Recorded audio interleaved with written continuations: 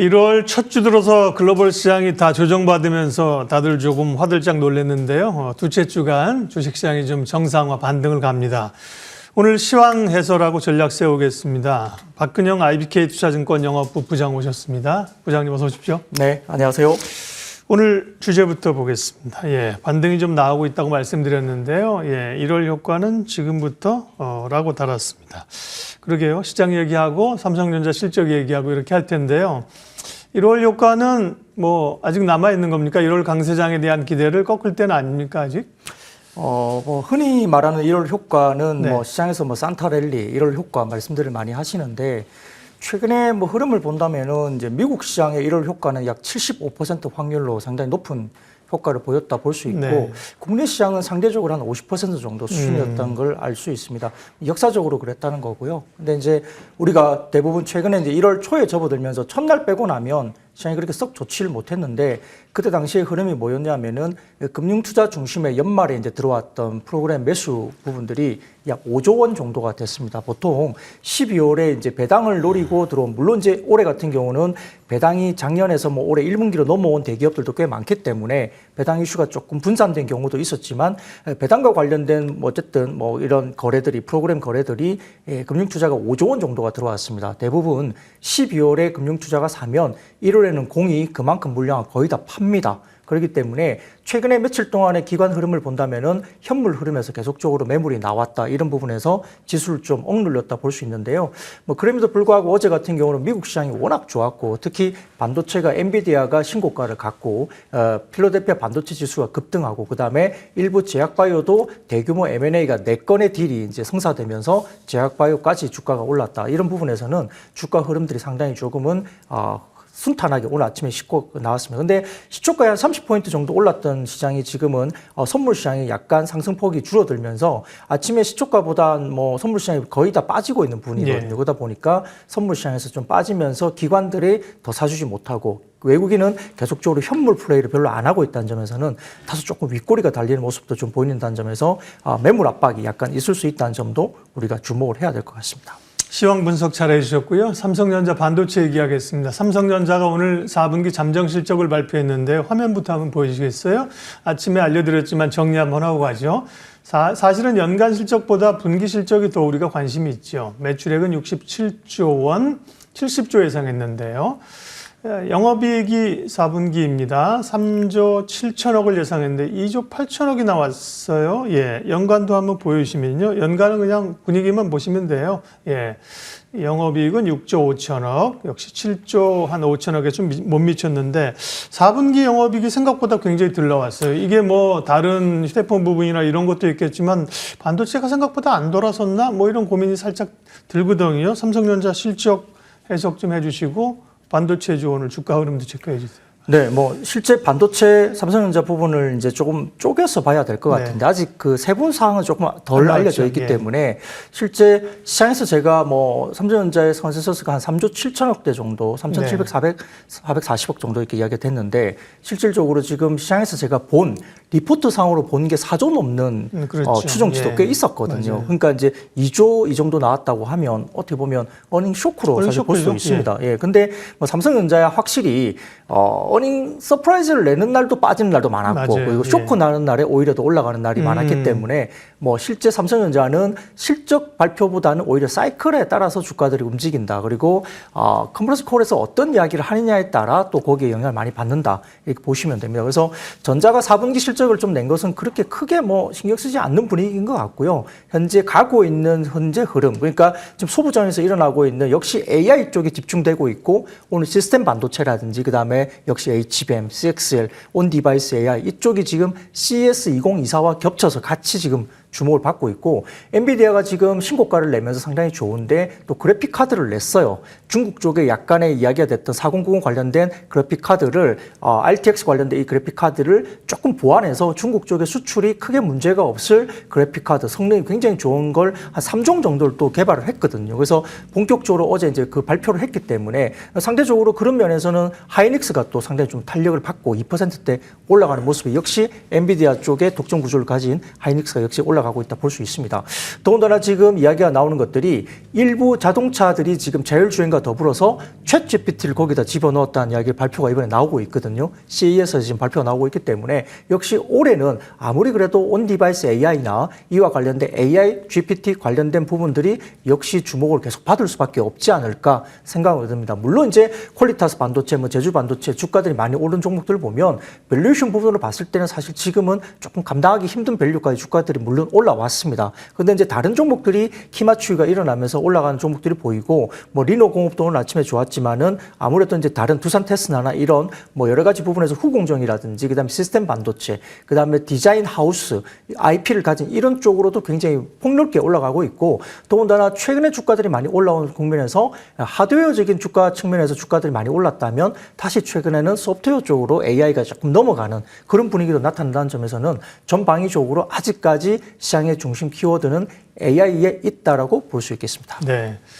반도체는 상당히 기대되는 섹터입니다만 말씀하신 것처럼 삼성전자가 이제 컨퍼런스 콜을 하면서 이달 말에 세부 실적을 발표하게 되고 아마 이제 애널리스트들은 그 전에 이제 대충 추정치를 좀 예놓을 겁니다. 하이닉스 실적도 봐야 되는데 반도체 AI 이쪽의 모멘텀은 있지만 지금의 시간 1월의 시간은 삼성전자나 하이닉스보다는 소부장 쪽의 시간이 인 것 같습니다. 오늘 핫 테마도 이어서 테마 분석할게요. 오늘 테마는요? 네, 역시 AI 소프트웨어 쪽 말씀을 좀 드리고 싶은데요. 실제 우리가 이제 HBM 등이 들어가면서 한비 반도체가 PER 40~50배까지 주가가 올라왔고 그 뒤에 지금 최근에 계속 강하게 올라왔던 퀄리타스 반도체, 제주 반도체 이런 것들이 그 밸류에이션을 맞춘 주가까지 이미 올라왔습니다. PER이 정말 올해 실적 기준으로 예상치 40~50배 정도까지 PER 밸류가 왔기 때문에 굉장히 고평가를 받고 있죠. 그럼에도 불구하고 종목들이 리노공업이나 두산 테스나나 네페스 아크라든지 이런 종목들도 지속적으로 지금 주가들이 올라가고 있는 모습이고 하나머티리얼즈도 어제 52주 신고가를 장중에 내면서 굉장히 좋은 모습. 그 외에도 여러 가지 종목들이 지금 계속적으로 이제 이야기가 됩니다. 그럼에도 불구하고 이제 지금 두 가지가 있습니다. 첫 번째로는 삼성전자가 올해 1분기에 가동률을 60%대 70% 정도 하던 가동률을 80%대로 가동률을 좀 올릴 수 있다는 이야기가 나오면서 소재 업종들도 조금 주목을 받는 분위기죠. 가동률이 올라가면 소재단이 좀 좋아지기 때문입니다. 더군다나 성단 공정단의 택마이그레이션 관련된 캐파 투자 관련된 장비 반입을 발주를 했다는 이야기가 들리니까 아무래도 조금 상대적으로 좀 덜 오른 주성 엔지니어링이나 유진 테크 등도 이제 좀 관심을 가지자 살짝 이야기들이 지금 나오기 시작하는 모습이 보이고 있어요. 그게 기존 주도주들이 워낙 이제 좀 많이 올랐고 밸류에이션이 좀 비싸다 보니까 다른 쪽으로 순환매가 돌 가능성이 있습니다.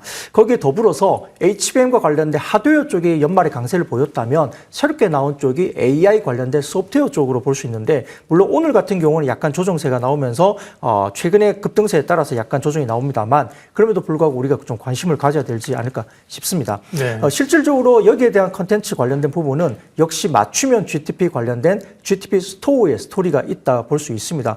이 GTP 스토어가 오픈하는데 이게 그렇게 큰일인가라고 되물어 보실 수도 있을 것 같긴 해요. 근데 이것들에 관련된 부분에서 시장의 분석은 아이폰 관련된 앱스토어 관련된 부분들을 오버랩을 하는 것 같아요, 시장에서. 그래서 아이폰의 앱스토어 역사를 좀 보면 2008년도에 아이폰 3GS 같이 나오면서 앱스토어가 2008년도에 시작을 했는데 결론적으로 시장에 나오면서 애플 앱스토어 관련된 2008년 출시 당시에는 앱이 약 5,000개 정도가 시작이 됐습니다. 이때는 매출이 거의 없었던 시기였고요. 2015년 정도 됐을 때 애플 앱스토어 내 앱 개수가 175만 개까지 급증하면서 7년간 연평균 130.9%나 매년 급증세를 보였습니다. 이렇게 앱이 많이 늘다 보니까 그쪽에서 이루어지는 매출 구조가 상당히 좋아졌는데요. 글로벌 앱스토어 매출을 보면 2008년도 기준으로 봤을 때는 아까 말씀드렸던 5천 개 정도의 앱으로 가지고 매출이 거의 없었다 본다면 2012년 기준 앱스토어 매출이 5조 4천억 정도로 규모로 확장되면서 2022년 기준에는 매출이 1,485조 원까지 엄청난 성장을 하게 됩니다. 앱스토어 쪽에 역시 어플리케이션이나 이런 소프트웨어가 없다면 하드웨어가 발전할 수 없기 때문에 이 시장이 이 스토어 따라서 이제 열렸다 볼 수 있겠고 22년 기준 이 정도의 기준을 한다면 애플 앱스토어 매출은 미국의 22년 기준 GDP의 약 4.3%에 해당하는 엄청난 규모의 매출이 성장세를 이루었다 볼 수 있습니다. 이것에 따라서 GTP 관련된 부분들은 역시 올해 이제 삼성 갤럭시 S24가 집 AI가 첨부된 어떤 디바이스가 나오기 시작하고 온 디바이스 AI가 뭐 PC라든지 노트북 그 외에도 애플까지 참전하면서 AI 기능들이 있는 기기들이 막 이렇게 쏟아지게 되겠죠. 이와 관련된 부분에서 GPT 스토어는 상당히 애플의 앱스토어 관련된 성장 스토리를 따라가지 않을까라는 분석 자료가 최근에 나오면서 소프트웨어 쪽에 관심을 가질 수밖에 없는 국면을 갈 수 있습니다. 물론 이제 너무 빠르게 EPS 대비해서 돈을 버는 것보다 주가가 좀 빠르게 올라간다 볼 수도 있겠지만 방향성은 이 방향성으로 간다는 점에서는 상당히 아직은 주목을 받아야 되겠고 실질적으로 우리가 뭐 폴라리스 오피스라든지 한컴 이런 쪽 관련해서는 실제 우리가 쓰고 있는 어플리케이션이 정말 AI가 붙어서 매출이 일어날 수 있는 국면이거든요. 더군다나 뭐 우리가 번역 기능을 갖고 있는 쪽이라든지 마음 AI, 뭐 셀바스 AI, 그다음에 플리토 이런 여러 가지 것들이 실제 우리 시장에서 AI 기능에 디바이스에 정말 기능이 실현될 수 있는 쪽이 움직일 수 있기 때문에 이 관련된 AI 소프트웨어 관련된 쪽을 좀 보시면 좋을 것 같고 여기에 한 가지 덧붙여서 AI 소프트웨어가 가다 보니까 스타트업 AI 기술 관련된 기반의 기업들에게 투자를 하는 회사들이 많습니다. 그런 회사들이 우리가 뭐 캡스톤 파트너스라든지 일부 여러 가지 창투사들이 좀 많이 부각이 될 수 있기 때문에 상장사 중에 이런 AI 스타트업에 여러 가지 투자를 많이 한 창투사들도 좀 들썩일 수 있다는 점도 주목을 할 필요가 있겠습니다. 네, AI는 뭐 계속해서 모양을 바꿔가고 단어를 바꿔가면서 이슈가 떠오르죠. HBM으로 대표되는 이제 부품에서 디바이스, 디자인 하우스, 이제 소프트웨어까지 돌고 도는 상황들이고 뭐 계속 얘기를 할 겁니다. AI 소프트웨어 쪽으로 오늘 이제 핫 테마로 봤고요. 그리고 우리가 주목해 봐야 될 섹터는 어떤 걸 꼽으셨습니까? 네, 최근에 한 2, 3일 정도 조금 반짝했던 섹터이긴 합니다만 웹툰 쪽입니다. 네. 우리가 이제 오늘 같은 경우는 약간 일부 종목은 좀 쉬는 모습이 보이고 있습니다만 웹툰을 우리가 왜 봐야 되느냐 뭐 싶은데요. 실제 어제 같은 경우에는 주요 플랫폼사에서 애니메이션이 공개됐는데 이게 작품이 나 혼자만 레벨업이라는 작품입니다. 이게 글로벌 상당히 좀 슈퍼 IP로 이야기되고 있는 그런 뭐 애니메이션인데요. 웹툰 제작사인 DNC 미디어를 필두로 전일 같은 경우에 키다리 스튜디오나 그다음에 와이랩, MBT 등의 주요 웹툰사들 기대감이 반영되면서 주가들이 올라왔습니다. 사실 이제 지난 6일부터 일본의 도쿄 MX, 그다음에 넷플릭스, 그다음에 애니맥스, 애니플러스, 아마존 프라임, 그다음에 티빙과 라프텔, 웨이브 등의 플랫폼에서 방영이 본격적으로 시작됐고 국내에서는 12월 13일에 CJ CGV에서 TV 애니메이션인 1, 2화를 선행 프리뷰 형식으로 단독 개봉한 바가 있습니다. 주말 사이 공개된 이후에 해외에서 긍정적인 반응이 쏟아지고 있고요. 그다음에 원작 자체가 워낙 전 세계적으로 인기 있는 IP였기 때문에 아마 미국과 일본, 프랑스, 영국, 인도 등 각 나라에서 감상평이 긍정적인 감상평이 올라오고 있고 시즌2도 국내에 아마 올해 연내에 방영될 것으로 보입니다. 기존 웹툰사들의 주요 수익원은 웹툰을 통한 구독 매출이 거의 대부분이었지만은 아마 이번 웹툰사들은 올해부터 원소스 멀티 유즈 관련된 이야기가 나올 것 같아요. 그래서 결국 이 나 혼자만 레벨업 관련된 부분에서는 애니메이션뿐만 아니라 게임 등등과 관련된 새로운 쪽에 확장이 되면서 이 매출에 기여를 할 것으로 보이는 상황이고요. 성공적인 수익화가 가능해지면 그 외에 추후에 나올 웹 콘텐츠도 새로운 성장 축으로 아까 말씀드렸던 원소스 멀티 유저 관련된 전략이 본격화될 것으로 봅니다. 그래서 이제 웹툰 시장이 얼마나 크냐 물어보신다면 산업 자료에 따르면 글로벌 웹툰 시장은 2021년 약 37억 달러, 한화로 약 4조 6천억 정도의 규모이고요. 2030년 기준 561억 달러, 한화로 약 73조 원까지 상승할 거로 보입니다. 연평균 36.8% 성장할 거로 보이고요.